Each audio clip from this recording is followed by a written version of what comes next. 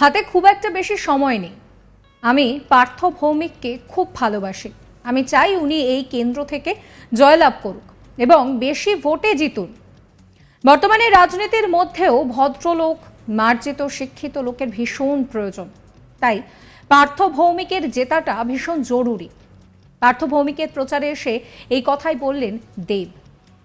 প্রিয় নায়ককে দেখতে ঘন্টার পর ঘন্টা রীতিমতন রাস্তার পাশে অপেক্ষা করছেন তার ভক্তরা, যাকে বলে জনজোয়ার। ঝটিকা সফরে এসেই মন জয় করে নিলেন তৃণমূল কংগ্রেসের তারকা প্রচারক দেব।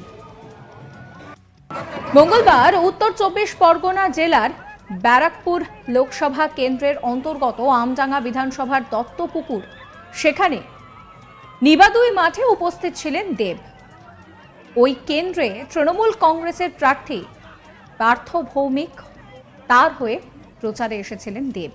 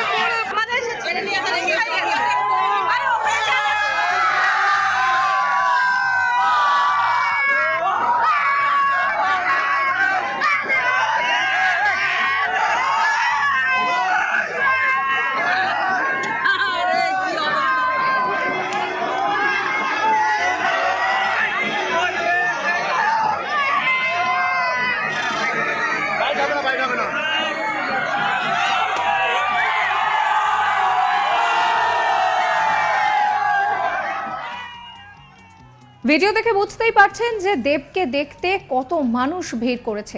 স্কুল মাঠে শুধুমাত্র কালো মাথার শাড়ি আর তার সঙ্গে প্রচন্ড উচ্ছ্বাস প্রিয় তারকাকে একবার কাছ থেকে দেখার জন্য। সকালে নির্বাচনী প্রচারে তিনি ছিলেন ঝাড়গ্রামে, এরপর হেলিকপ্টারে করে দুপুরে নিবাদুই মাঠে নামেন দেব। পরের রোড শো ছিল গোবরডাঙ্গায়। হাতে সময় খুব একটা ছিল না, স্বাভাবিকভাবেই মঞ্চে দাঁড়িয়েও সেই কথাই বলতে শোনা গেল দেবকে। বললেন, হাতে খুব একটা বেশি সময় নেই। আমি পার্থ ভৌমিককে খুব ভালোবাসি। আমি চাই উনি এই কেন্দ্র থেকে জয়লাভ করুক এবং অনেক বেশি ভোটে জয়ী হন। বর্তমানে রাজনীতির মধ্যেও ভদ্রলোক, মার্জিত, শিক্ষিত লোকের খুব প্রয়োজন। তাই পার্থ ভৌমিকের জেতাটা ভীষণ জরুরি। একই সঙ্গে গরম বাড়ছে, তাই গরমে সুস্থ থাকা, ভালো থাকার পরামর্শও দিয়েছেন দেব। তিনি এও বলেন, পার্থদাকে আশীর্বাদ দেওয়ার পর যদি কিছুটা বেঁচে যায় তাহলে আমার জন্য রাখবেন, যাতে আমি ঘাটাল থেকে জয়লাভ করতে পারি। কারণ চলমান নির্বাচনে মেদিনীপুরের ঘাটাল লোকসভা কেন্দ্রে এই দেবকে প্রার্থী করেছে তৃণমূল কংগ্রেস। আপনাদেরকে শোনাবো কি বলছেন তৃণমূল প্রার্থী দেব। আমি শুধু মাথা দেখতে পাচ্ছি না, এভাবে রাস্তায় নেমেছে, যেভাবে রাস্তায় নেমেছে প্রার্থীকে আশীর্বাদ করার জন্য, ভালোবাসা দেওয়ার জন্য এবং দেখার জন্য আমাদের আছে। তার মধ্যে আমার 200% মনে হয় যে এই লোকসভা কেন্দ্র বিপুল ভোটে জয়যুক্ত হবে।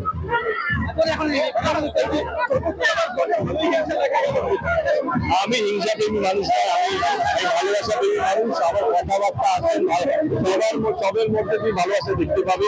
আমি আমার কাজটা করে যাচ্ছি। আমাকে দেখা যে আবেগটা, যে ভালোবাসাটা, এটাই তো পাওয়ার পাওনা জীবন।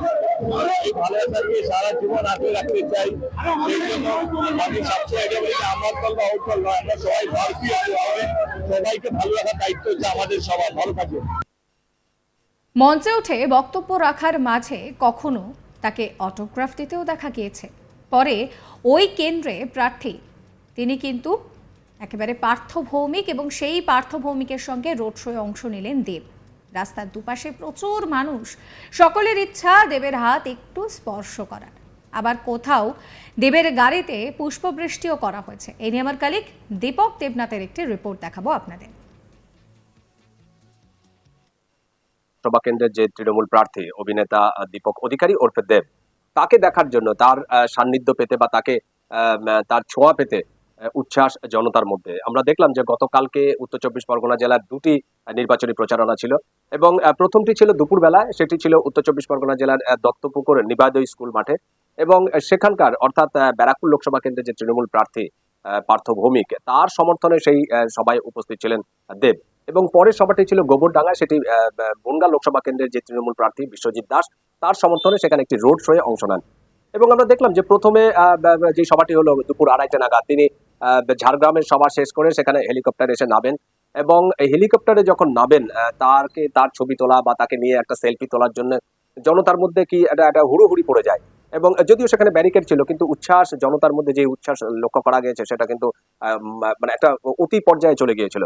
এবং তিনি যখন হেলিকপ্টার থেকে নেমে তিনি যখন স্টেজে উঠছেন, সেখানেও তখন দেব দেব বলে চিৎকার এবং তারপরে সেই প্রবল করতালি, প্রবল একটা চিৎকার চেঁচামেচি, তাকে দেখার জন্য উচ্ছ্বাস।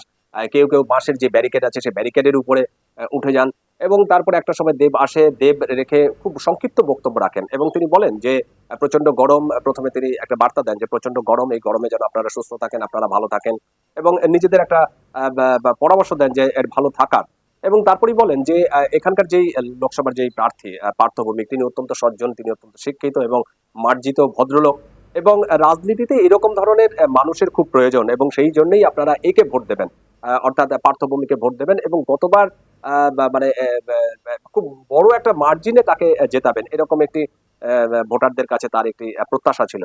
এবং পাশাপাশি এও বলেছেন যে তিনি যেভাবে মানুষের সাথে থাকেন, অর্থাৎ পার্থ ভৌমিক, তিনি যেভাবে তাকে ডাকলেই পাওয়া যায়, সুতরাং এরকম ধরনের মানুষের খুব মানে খুব প্রয়োজন রাজনীতিতে। এবং আরেকটি মন্তব্য করেছেন যে এখানকার যে প্রার্থী, সেই প্রার্থীকে আপনারা আশীর্বাদ দিন এবং আশীর্বাদ দিয়ে যতটুকু আশীর্বাদ থাকবে সেইটুকু আমার জন্য করবেন, যাতে আমি ঘাটাল লোকসভা কেন্দ্র থেকে বিজয়ী হতে পারি। এবং তিনি যখন মঞ্চে বক্তব্য রাখছিলেন, সেই সময় মঞ্চের নিচে যারা দাঁড়িয়েছিলেন, যেসব সমস্ত দর্শক দাঁড়িয়েছিলেন, তারা অনেকেই তাদের খাতা পেন এগিয়ে দেন, কারণ একটি মাত্র অটোগ্রাফ তার কাছ থেকে পাওয়ার জন্য। এবং দেবও কাউকে নিরাশ করেনি, তার যতটুকু সাধ্য হয়েছে, কারণ তুমি জানো যে দেব একটা সিকিউরিটি জোনের মধ্যে থাকে এবং সেটাকে রেখে সেটাকে মেনটেন করে যতটুকু পারা যায় ততটুকু তিনিও করেছেন এবং অনেকের সাথে সেলফি তুলতে দেখা গেছে, ছবি তুলতে দেখা গেছে। এবং তিনি যখন স্টেজে বক্তব্য রাখছিলেন, সেই সময় অনেকেই অটোগ্রাফ চান এবং সেই অটোগ্রাফও তাকে বিলত দেখা যায়।